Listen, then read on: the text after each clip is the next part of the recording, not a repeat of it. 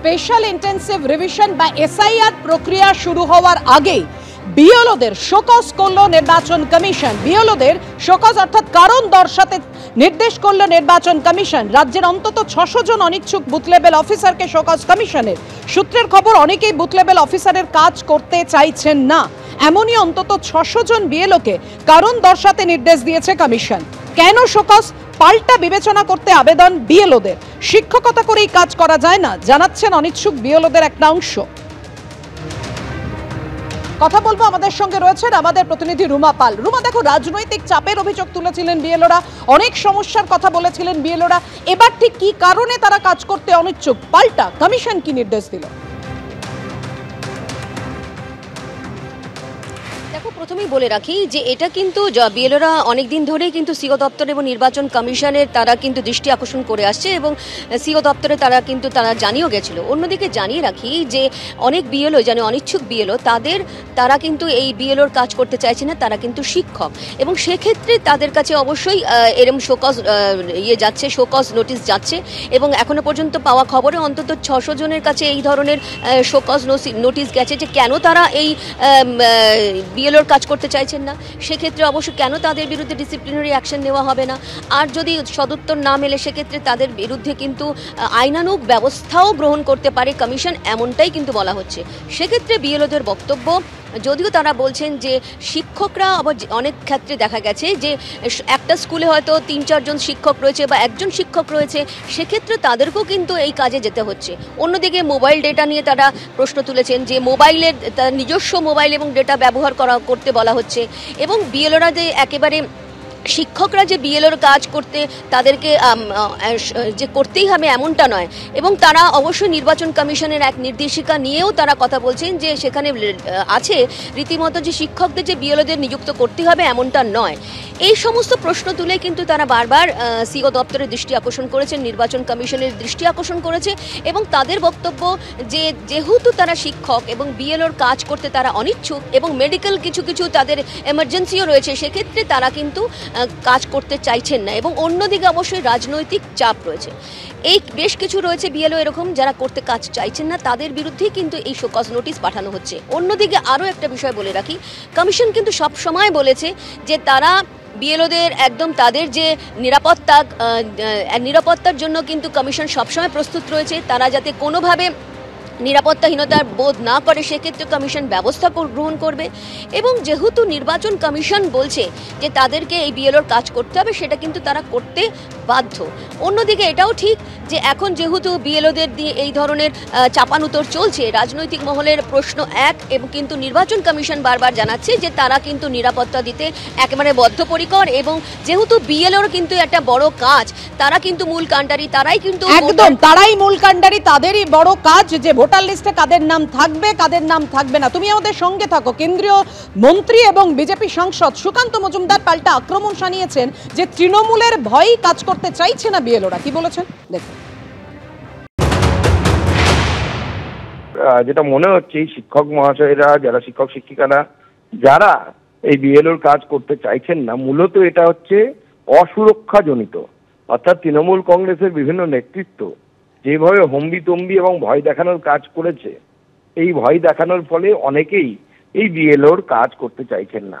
সেই জন্য আমার যেটা মনে হয় যে এই সমস্ত বিএলওদেরকে উপযুক্ত সুরক্ষা দিয়ে প্রয়োজনে কেন্দ্রীয় বাহিনী সুরক্ষার ব্যবস্থা করে বুথে কাজ করালে পরে আমার মনে হয় এরা কেউই পিছিয়ে যাওয়ার মতো লোক নয়। রাজ্যে এসআইআর প্রক্রিয়া শুরু হওয়ার আগে 600 জন অনিচ্ছুক বিএলওদের নির্দেশ দিল নির্বাচন কমিশন কারণ দর্শানোর জন্য। শোকজ করল নির্বাচন কমিশন 600 জন বিএলওকে। কেন শোকজ? পাল্টা বিবেচনা করতে আবেদন বিএলওদের। শিক্ষকতা করেই কাজ করা যায় না, জানাচ্ছেন অনিচ্ছুক বিএলওদের একটা অংশ। অনেক স্কুলে শিক্ষকের সংখ্যা কম, অভিযোগ জানিয়েছেন এই বিএলওরা। রাজনৈতিক চাপের অভিযোগও তুলেছিলেন অনিচ্ছুক বিএলওরা। কি বলেছেন সিপিএম নেতা সুজন চক্রবর্তী দেখুন। 600 জনকে কমিশন শোকজ করেছে। যাদের শোকজ করেছে তাদের অনেকের কিন্তু যুক্তিসঙ্গত কথা আছে।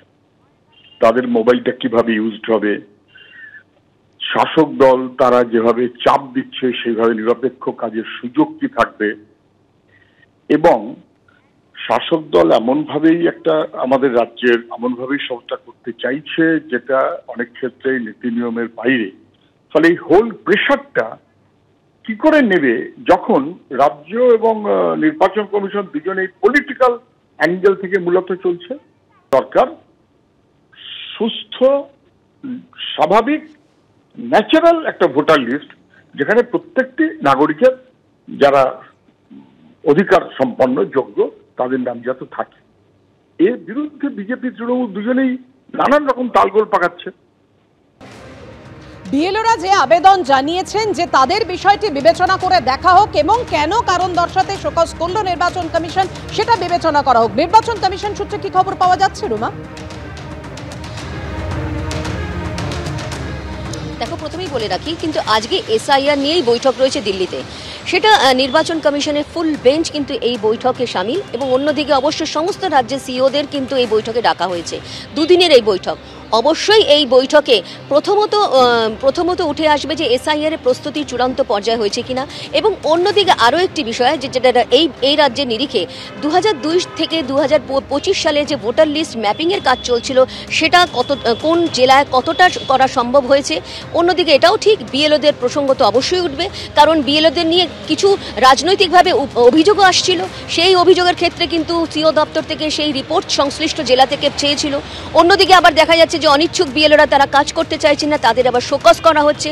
একাধিক এই ধরনের ইস্যু কিন্তু নির্বাচন কমিশনের এই বৈঠকে উঠবে, কারণ যেহেতু একমাত্র জানিয়ে রাখি শুধুমাত্র নির্বাচন কমিশনের এখন দিনক্ষণ ঘোষণা করা বাকি আছে, তার আগে কিন্তু সমস্ত সমস্যার কথা এবং সমস্ত বিষয়গুলো খতিয়ে আরেকবার দেখতে চাইছেন।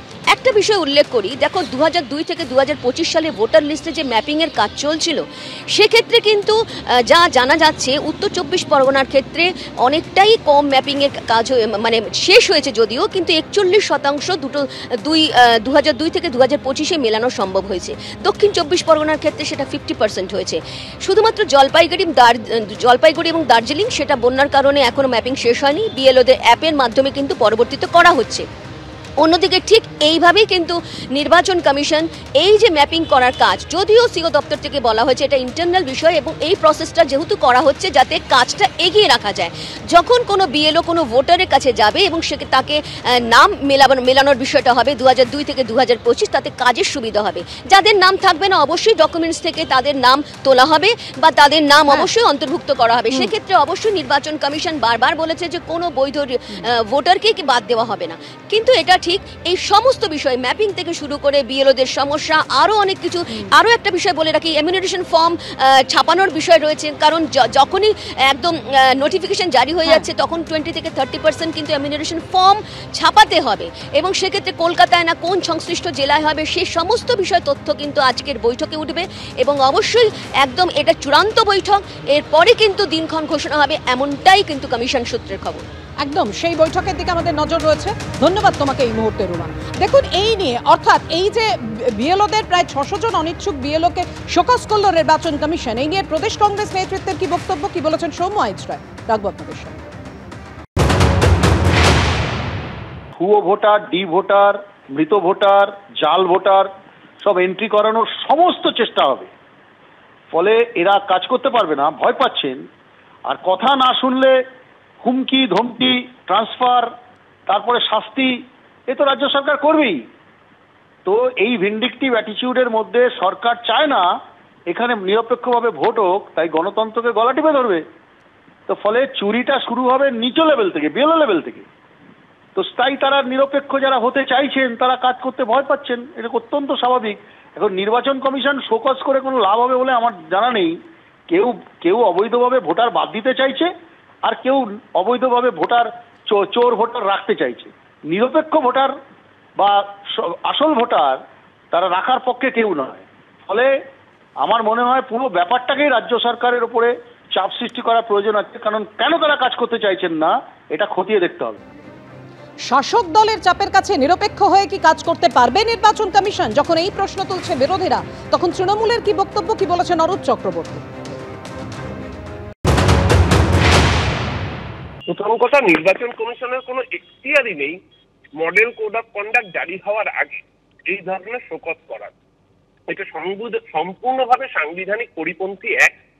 দ্বিতীয় কথা, যে বিএলওদের শোকজ করছে তাদের মধ্যে অধিকাংশ স্কুল শিক্ষক। স্বাভাবিকভাবেই স্কুলের শিক্ষকরা আপত্তি জানিয়েছেন যে পঠন পাঠনটা পুরো নষ্ট হয়ে যাবে যদি সবাই এসআইআর এর কাজে ব্যস্ত হয়ে পড়ে। এই অবস্থায় দাঁড়িয়ে থেকে আসলে নির্বাচন কমিশনের কাছে রাজ্যের ছাত্রছাত্রীরা গোল্লায় গেল কি থাকলো তাতে কিছু যায় আসে না। ওদের পলিটিক্যাল প্রভুদের এজেন্ডা সার্ভিস দিতে হবে ওদের। এই ঘোষণা সম্পূর্ণ অসাংবিধানিক, যুক্তরাষ্ট্রীয় কাঠামোর পরিপন্থী এবং সংবিধানের পরিপন্থী। নির্বাচন commission model code of conduct জারি হওয়ার আগে এই ধরনের হুমকি, এই ধরনের হুঁশিয়ারি প্রমাণ করছে যে এরা আসলে বিজেপির দালালি করছে, আর কিছুই নয়।